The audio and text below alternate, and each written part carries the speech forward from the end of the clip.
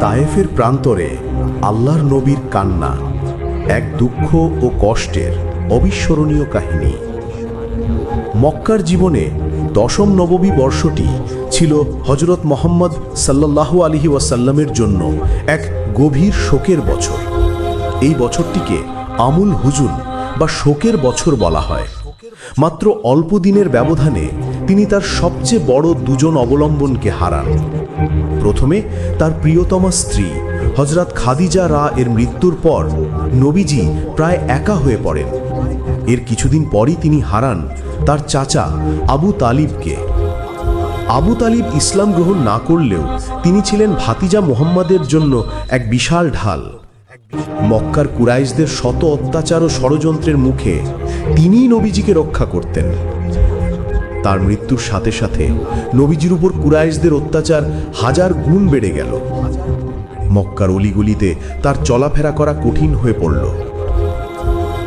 তাকে প্রকাশ্যে অপমান করা হতো, তার গায়ে উটের নাড়ি ভুড়ি ফেলে দেওয়া হতো এবং তাকে পাগল, জাদুকর বলে উপহাস করা হতো। মক্কার মাটি যখন তার জন্য সংকীর্ণ হয়ে এলো, তখন তিনি এক নতুন আশায় বুক বাঁধলেন। তিনি ভাবলেন, মক্কার লোকেরা হয়তো তার কথা শুনছে না, কিন্তু অন্য কোনো গোত্র হয়তো আল্লাহর বাণী গ্রহণ করবে।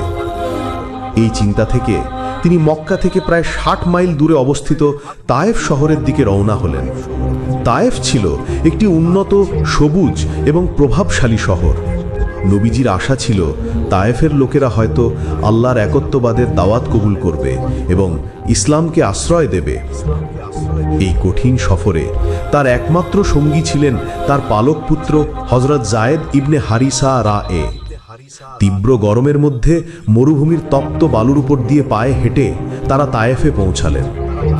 তায়েফে পৌঁছে নবীজি সেখানকার সবচেয়ে প্রভাবশালী 3 গোত্রপ্রধান ভাইয়ের সাথে দেখা করলেন। তারা হলেন আব্দে ইয়ালিল, মাসুদ ও হাবিব। অত্যন্ত নম্রভাবে তিনি তাদের সামনে আল্লাহর বাণী তুলে ধরলেন। তিনি তাদের মূর্তি পূজা ছেড়ে এক আল্লাহর ইবাদত করার আহ্বান জানালেন এবং ইসলামের ছায়াতলে আশ্রয় চাইলেন।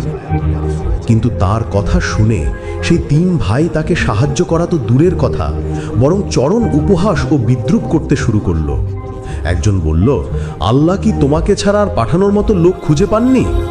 দ্বিতীয়জন ব্যঙ্গ করে বলল, আমি তোমার সাথে কোনো কথা বলবো না, কারণ তুমি যদি সত্যিই আল্লাহর নবী হও তবে তোমার সাথে কথা বলা বেয়াদবি, আর যদি তুমি মিথ্যেবাদী হও তাহলে তোমার মতো মিথ্যেবাদীর সাথে কথা বলার কোনো মানেই হয় না। তৃতীয়জন এক ধাপ এগিয়ে বলল, তোমার মতো লোকের সাথে কথা বললে আমার সম্মানহানি হবে, তুমি এখনই এই শহর ছেড়ে চলে যাও।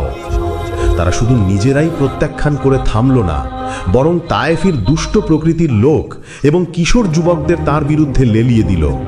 তারা নবীজিকে শহর থেকে বের করে দেওয়ার জন্য তার পিছনে ধাওয়া করল। এরপর যা ঘটল তা ইসলামের ইতিহাসের অন্যতম বেদনাদায়ক এক অধ্যায়। তায়েফের লোকেরা রাস্তার 2 পাশে দাঁড়িয়ে গেল।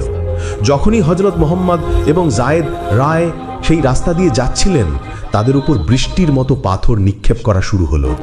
প্রতিটি পাথরের আঘাতে নবীজির পবিত্র শরীর রক্তাক্ত হচ্ছিল। তার পা থেকে এত রক্ত ঝরছিল যে তার জুতো রক্তে ভিজে পায়ের সাথে আটকে গিয়েছিল। যখন তিনি ব্যথায় অবসন্ন হয়ে বসে পড়তেন, তখন তারা তাকে আবার জোর করে দাঁড় করিয়ে দিত এবং পুনরায় পাথর ছুঁড়তে থাকত। তার বিশ্বস্ত সঙ্গী যায়েদ রায়ে নিজের শরীর দিয়ে নবীজিকে আড়াল করার চেষ্টা করছিলেন এবং পাথরের আঘাত থেকে তাকে বাঁচানোর জন্য আপ্রাণ চেষ্টা করছিলেন। কিন্তু শত শত উন্মত্ত মানুষের সামনে তিনি একা কি করবেন? তার নিজের মাথাও ফেটে রক্ত ঝরতে শুরু করল।